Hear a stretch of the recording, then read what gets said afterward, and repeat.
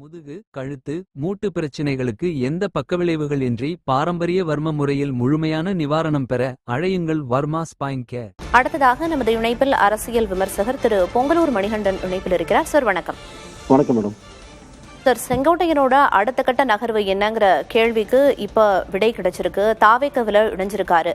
செங்கோட்டையனோட தாவேக்க இணைவு அப்படிங்கிறது கொங்கு மண்டலத்துல குறிப்பா இபிஎஸ்க்கு ஒரு பின்னடைவை ஏற்படுத்தக்கூடுமோ அப்படின்னு நம்ம புரிஞ்சுக்கலாமா? உங்களோட பார்வை என்ன?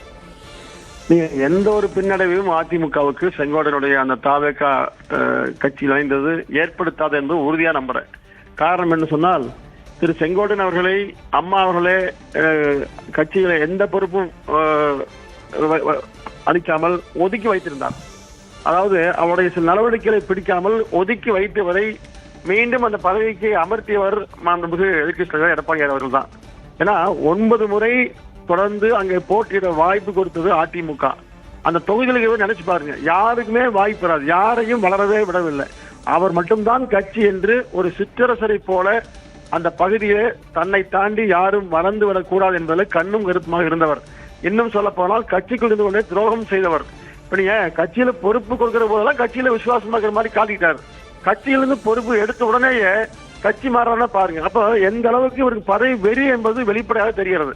திரு செங்கோட்டையன் மீது கடந்த சில ஆண்டுகளாகவே பலரும் பல புகார்களை சொல்லிக்கொண்டே வந்தாங்க. அம்மா இருக்கிற போதே மிகப்பெரிய புகார்களை அவர் குடும்பத்தை சேர்ந்தே சொன்னாங்க, வெளியிலும் சொல்ல. அவருடைய மனைவி மகன் இருவரும் வெளியில் சென்று புரட்சித் தலைவர் அம்மாவை சந்தித்து அவர் மீது புகார் சொல்லித்தான் அவரை பொறுப்பிலிருந்து விடுவித்தாங்க. இப்ப அதற்கு பிறகு எடப்பாடியை பொறுப்பேற்ற பிறகு அவர் மீது மிகப்பெரிய குற்றச்சாட்டுகள் வந்தது. ஆனாலும் கூட ஒரு கட்சியில மூத்தவர் ஒரே மரியாதைக்காக மாண்புமிகு எதிர்க்கட்சி எடப்பாடியார் அவருக்கு பொறுப்புகளை வழங்கி கௌரவப்படுத்தி இருந்தார். ஆனாலும் கூட தான் தன்னுடைய சகாவாக இருக்கிற எடப்பாடியாரோடு முரண்பட்டு கொண்டு தன்னை தாண்டி அவர் பொறுப்புக்கு வந்து விட்டார். அந்த பொறாமையின் உச்சத்தில செய்த செயல்கள் தான் கட்சிக்கு துரோகம் செய்த நடவடிக்கையாக செய்து கொண்டிருந்தார். இன்னைக்கு பாருங்க, எடப்பாடியாருடைய தலைமை ஏற்க மறுத்தவருக்கு தன்னுடைய பொதுவாக வயது கூட இல்லாத திரு விஜயனுடைய தலைமையேற்று போறார். அப்ப எந்த அளவுக்கு செய்யணும் பாருங்க. அரசியலுக்கு வந்து ஓராண்டு கூட ஆகாத விஜய் அவருக்கு சரியாகப்படுகிறது.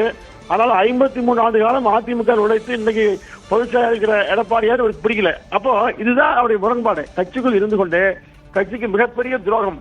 ஏன்னா பொதுச்செயலாளர் விமர்சிப்பது, பொது வழியில எல்லோரையும் தரகவா பேசுவது, கட்சி வெற்றி பெறாது என்று சொல்வது, தொண்டர்கள் மத்தியில தொய்வை உருவாக்குவது, பாசிட்டிவாக எங்கேயும் பேசாமல் நெகட்டிவான கருத்துக்களை சொல்வது, இப்படி ஒவ்வொரு நாளும் கட்சிக்குள் முன்னுக்கு முரணாக பேசிக்கொண்டே வந்தாங்க.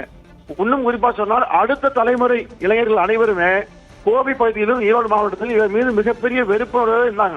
ஏன்னா எடப்பாடியாரை சந்திக்கவோ மற்ற மாவட்ட நிர்வாகியோட பழகவோ அந்த கோபி பகுதியில யாரையும் அனுமதிக்கவே இல்லை.